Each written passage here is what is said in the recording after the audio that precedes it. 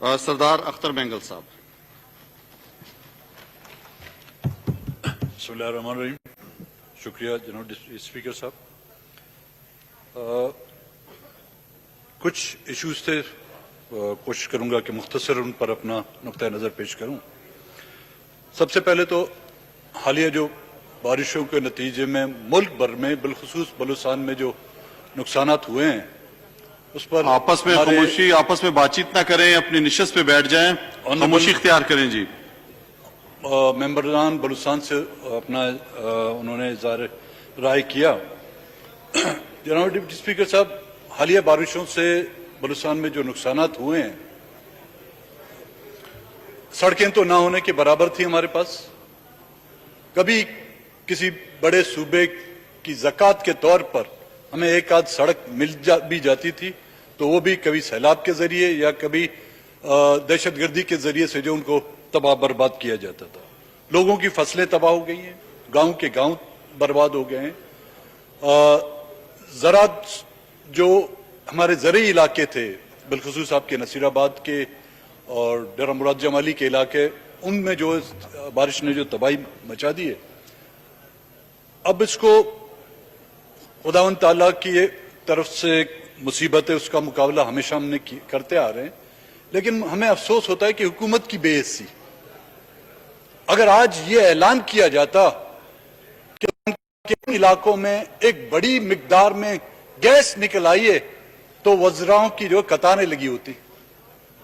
اگر یہ اعلان کیا جاتا کہ اس علاقے میں تیل کے ایک بڑے ذخائر موجود ہیں تو کوئی بھی منسٹر میرے خیال میں اس جگہ پر جانے سے نہیں کتراتا.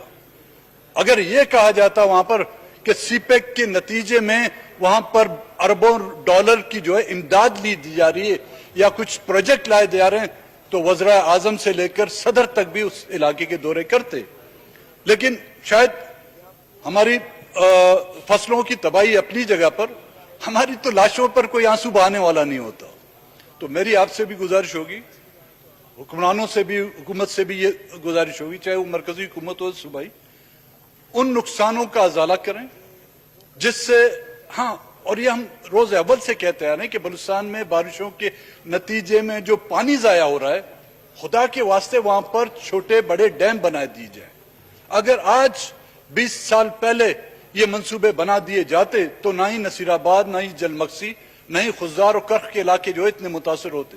لیکن ہماری کسی نے نہیں سنی. آج سے 2 دن پہلے 8 اگست کا دن تھا. جناب ڈپٹی اسپیکر صاحب, آپ کا تعلق بھی اس کوئٹہ شہر سے ہے.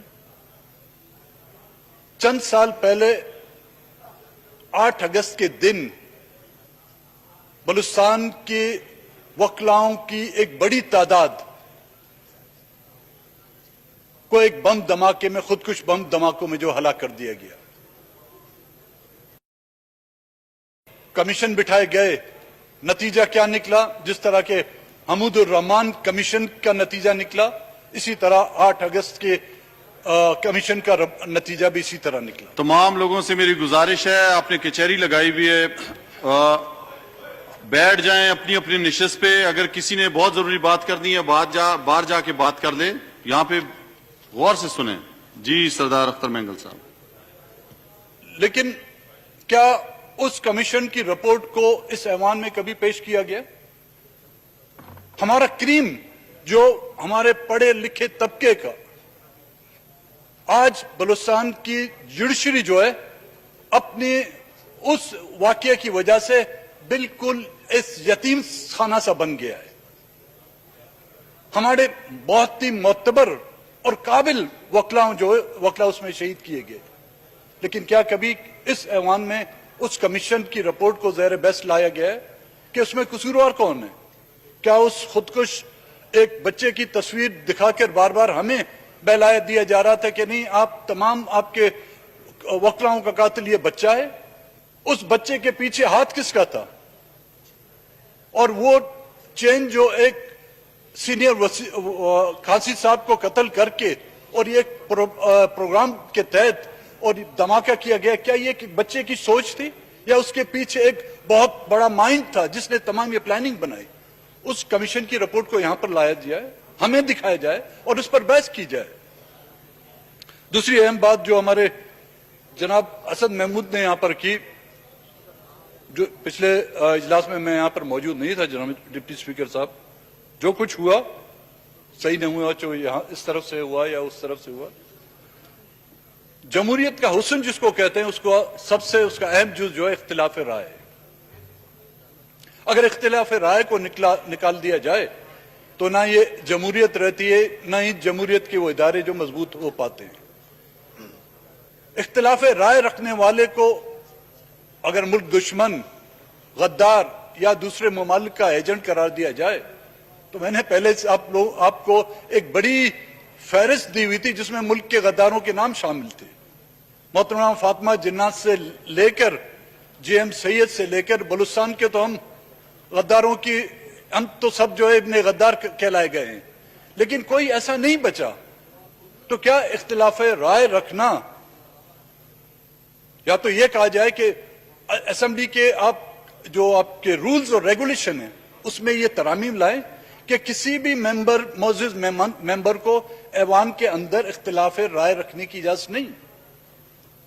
मुल्क की जो सबसे बड़ी जमहूरियत है, आप जो जिनसे हमने जमहूरियत सीखी, अंग्रेज जिसको यूनाइटेड किंगडम कहा जाता है, अब पिछले ही अदवार में वहां पे एक वोटिंग हुई थी जी कि यूरोपियन यूनियन के साथ रहना है या नहीं रहना। उसमें आवाम ने भी अपनी राय दी, उसमें मेंबरान ने भी अपनी राय दी, और उसमें अक्सरियत राय जो थी वो कहा जी हम यूरोपीय यूनियन के साथ नहीं रहना चाहते। तो उस फैसले को तमाम ने लब्बैक कहा, लेकिन किसी ने यह तक नहीं कहा होगा कि जिसने उस मसले पर इख्तिलाफ राय रखा वो यूरोप का जो एजेंट करार दिया गया हो उसको। किसी मेंबर को यह नहीं कहा गया होगा कि जिसने वहां पर इख्तिलाफ राय रखा हो वो जो फ्रेंच का एजेंट था, स्पेनिश का एजेंट था या पोर्चुगीज का एजेंट था। नहीं, आज तमाम के तमाम जिन्होंने इख्तिलाफ राय भी रखा, जिन्होंने उसके हक में भी राय दी, वो तमाम के तमाम एक ही ऐवान में बैठे हुए हैं, शीरो शक्कर हैं।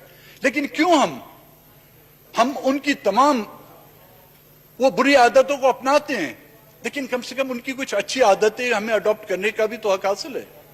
तो इख्तिलाफ राय रखने के लिए मेरे ख्याल में हमें किसी सर्टिफिकेट की जरूरत नहीं, ये हमारा हक बनता है। अब हम करें भी क्या करें, ऐवान में हमें बात करने की इजाजत भी ना हो, जो अवाम की तवक्कुआत है हमसे, क्योंकि को वोट देकर जनाब डिप्टी स्पीकर साहब भेजा है तो ये कुछ उम्मीदें उनकी वाबस्ता है कि हम उनके जो जमा मसाइल उन पर बात करेंगे, इलाकाई मसाइल, कौमी मसाइल और मुल्की मसाइल, और तरक्याती हवाले से हम जो है उन इलाकों में तरक्याती काम भी कराएंगे। जब ना हम तरक्याती काम कर सके, ना हम यहां पर तकारीर कर सके, ना ही अपनी राय का इजहार कर सके, तो बेहतर वो होगा कि हमारे डमीज स्टैचूज बनाकर इन कुर्सियों पर बिठा दिए जाएं और उनमें एक दागे बांध दिया जाए जो कठपुतलियां होती हैं, क्योंकि ये मुल्क हमेशा कठपुतलियों के से चलाया गया ना जी। और वो डोर जो जिनके हाथ में है, हम कभी भी उनकी तरफ इशारा नहीं करते।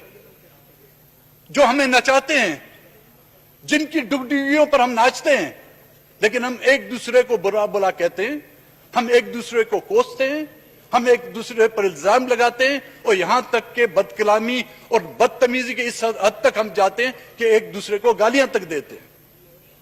और हम उस कौम को सिखाना चाहते हैं जो हमें मुंतखब करके इस ऐवानों पे लाई हैं, हम उनको कहते हैं कि हमसे सीखें।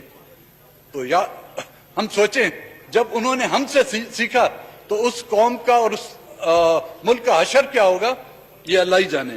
तो आपका तहे दिल से शुक्रिया अदा करूंगा कि आपने मुझे मौका दिया। बड़ी नवाज़ी।